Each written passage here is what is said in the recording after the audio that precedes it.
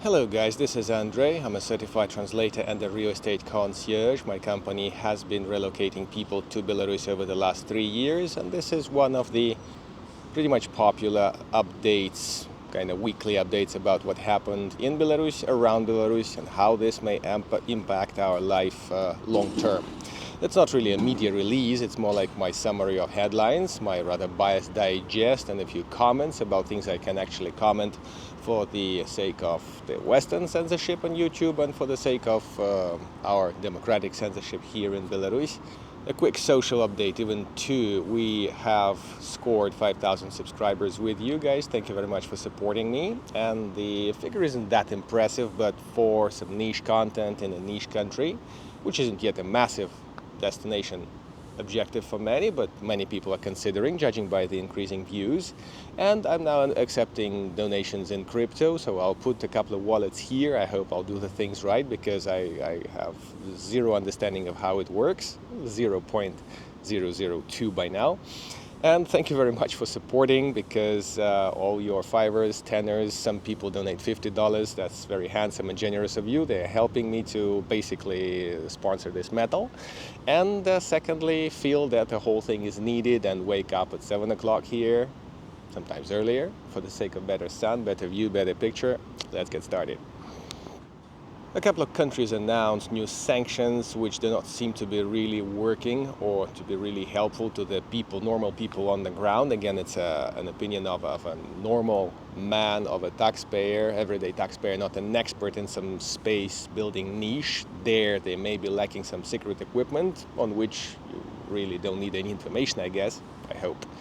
And to me, Canadian and UK sanctions are not going to be very helpful. I hope the Canadian apartment owner who's coming in autumn will bring me some of the Western items I have ordered. They're very innocent pieces.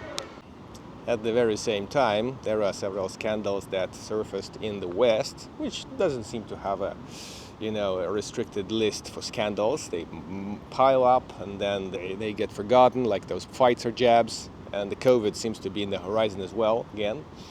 And here we must inject a comment that I am against sanctions. I do not like when people are killing each other. It's not good for translation business in the first line. And, on all the biblical principles and everything, you should really be able to communicate.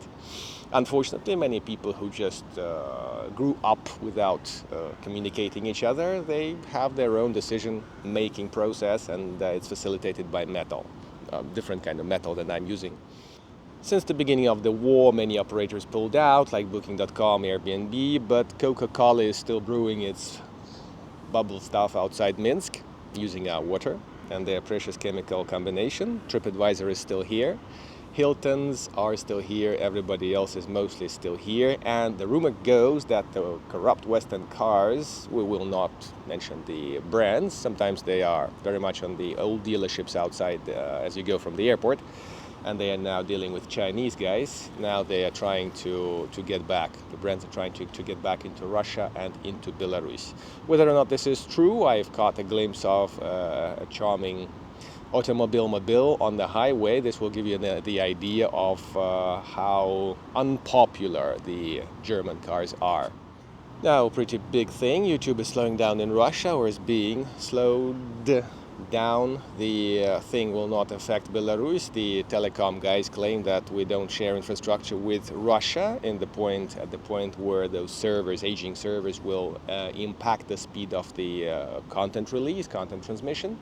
So let's hope this is true and this is something they got right. For now, everything works just perfectly. Russian channels come through okay, and the telecom, the 3G internet signal is just as it was at all times. It doesn't seem to be dropping badly. Travel here is visa-free. There is a dedicated visa-free video about the whole country being open to bus and flight arrivals from 35 EU countries, let's just say European countries, because that Swiss guy said, oh, we're not in EU, but we're also visa-free. Yeah, that's true. Just study the list carefully. A few videos before there is that complete explanation of how it works. You just have to get in and get out. Insurance is not even mandatory anymore, but it will be required at the migration office. Also, don't forget about the Minsk airport visa-free mode. And also don't forget that the borders are pretty stuck. There is one checkpoint with Poland, 2 checkpoints with Lithuania, and the buses there are grilled quite badly. So there are successful arrivals within 4 hours from Vilnius, and 4 or 5 hours. There are 12-hour stories, so that's something you have to keep in mind and, take it as a part of experience. As one of my, let's say, regular refugees who just got his relative back here from Germany said that in Lithuania they're really very casual, non-caring and grim in a very Baltic way, and in here they're very meticulous about checking all your stuff and matching the price with the catalogs, so to charge your customs fee properly. So it's really a big question which customs official you'd rather deal with. Oh, and by the way, Belarus has decided to cut on importing Polish apples. I guess I'll leave this without comments. One should not forget that there is no limit in bringing in the cash into Belarus. There is just a $10,000 limit that you have to declare as being brought in or brought out. There is no tax coming to that, and that's what you do in the red channel, so as not to lose the cap what's over 10,000 that you have. And the Lithuanian 60 euro limit that they seem to have introduced a couple of years ago seems to be about businesses. Study Lithuanian customs website if you're interested in that subject. And last but not least, out of the list of global events, the whole Europe seemed to be busy discussing boxing developments in the Olympics world, which I will not comment on because I'm no boxer. Very far from that, even less than in crypto. And while Ukrainians are trying to stir up things in southwestern Russia, the gas hub there has been apparently captured, partially damaged. And apparently the gas hub there is the only way for the Russian gas to make its way in Europe throughout the last 3 years of the war, basically. Here, legally, we can call it the war. The Russians call it the special operation for legal reasons out of other considerations. And at least one of these two things doesn't seem right. And it's up to you to decide which one of them is not right. Let's get to the local events, because basically that's why I'm here. They were screaming about imports replacement all the way through. Now, Russia seems to have a few trillion rupees stuck because Indians paid for their heavily discounted Russian oil in rupees. Here in Belarus, it echoes with the Chinese cars, which are now overcrowding the ex-VW Audi dealerships and all sorts of odd brands that you can't really read, even if the letters are in Latin. There, and the trouble is they are not switched to the Russian language, so the guys have to pick up some basic Chinese to understand where they switch on the music and where they switch on the car. Occasional technical failures are reported with my foreigners who own Chinese cars, but generally the trend is there. Some people are trying to get the second-hand German cars, let's call them that way, and some are going with the new, shiny, glamorous, cutting-edge, Chinese-speaking Chinese cars. That's how it works so far.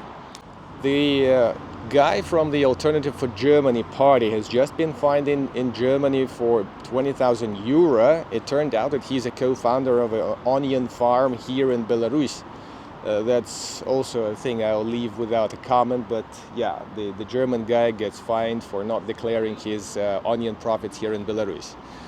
80 years after the big war, it has a sort of all sorts of humor shades about this thing.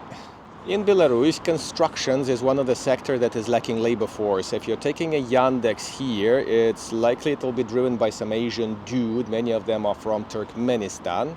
And interviewing them as we line up for the migration office. By the way, all my applicants from 2021 have redone their third application cycle. They have gone for the third year of the temporary residency. Most of them have lovely village houses. Some of them use them as dachas, the summer house recreation places.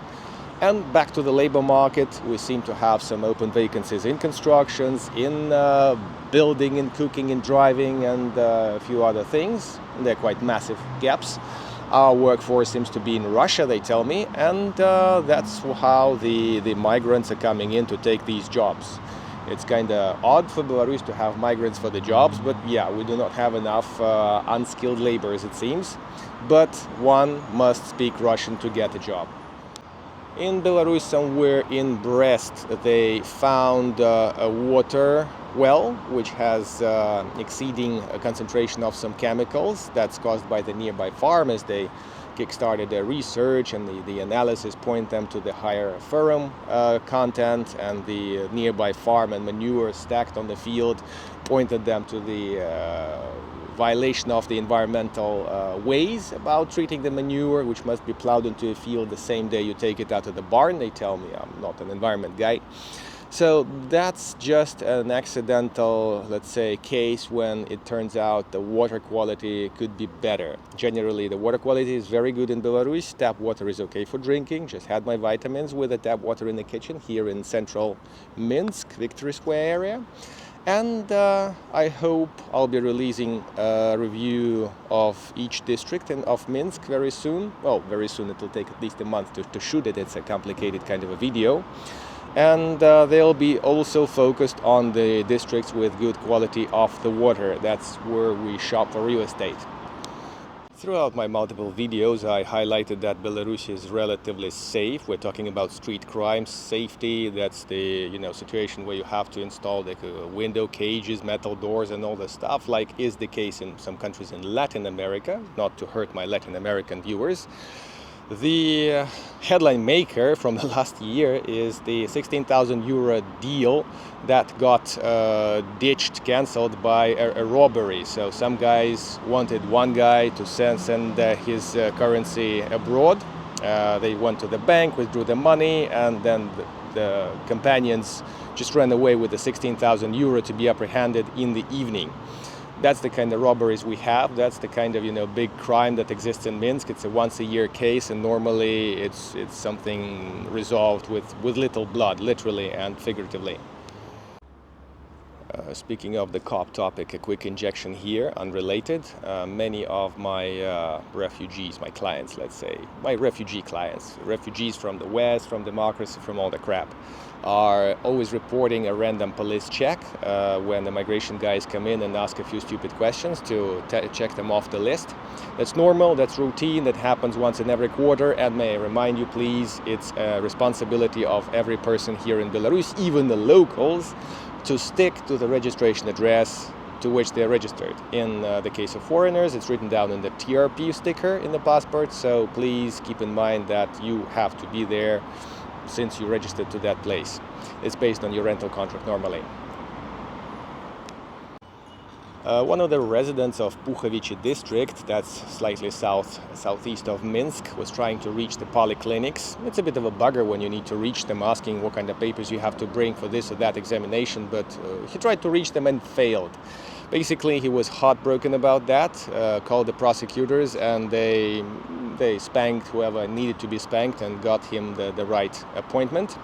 This is about free of charge healthcare in Belarus. This is the fact, this is about the statistics in the province. They may be lacking healthcare personnel because of the salaries there aren't really skyrocketing. And all the foreigners coming in on temporary residency are actually using healthcare services free of charge at the quality they get it randomly. It's always random. And that's about the benefits of having temporary residency versus the permanent, which also gets you free of charge healthcare services.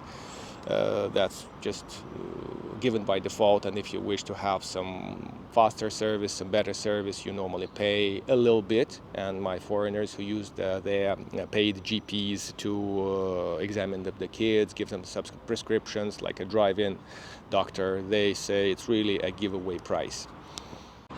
We here continue enjoying the final touch of the summer period. There'll be 1 week of comparative heat, plus 30 centigrade or something like this. The nights are already a bit chilly, plus 15, 14 centigrade. Here in Minsk, in the north, it's a bit colder. And life moves on into the month of September. On the 31st of August, there'll be a school lineup. There'll be 1st of September, first schooling day. So the whole city is like having a noise about collecting stuff, gathering, buying, shopping for school stuff, packing their children for the school season. So if around the 1st of September 31st of August, you'll see an army of people with the flowers and everything. It's not the mourning of one of the political leaders, it's the beginning of the school year. Drivers must use the headlamps for the first week of that to make the children remember they're not in the village anymore, and there's some traffic that can injure and kill, and otherwise the parents will have more free time, and the children will be packed and attended to at school. School season is up till the 31st of May, 9 months, 4 rounds of holidays, mostly a week, 2 weeks in wintertime. And we'll see how the New Year's cycle will go, because a few centuries ago here we had New Year actually celebrated on the 1st of September. The news, the headline digest is coming to an end. I thank you very much for watching. Please put the interested subjects in the video description. My contacts, my donation links are there. The crypto wallets are again here. Again, it's $5–10 amounts. It's nothing, too significant that you should wire here. Obviously, you'll see it for yourself. It's just the point which will make me see that the content is useful, and I could put a few dollars into the improvement of the picture. Thank you very much for watching. This was Andrei from Minsk. I hope I'll see you in Minsk someday, and a coffee or a consultancy, I'm always yours. Thank you very much. Cheers.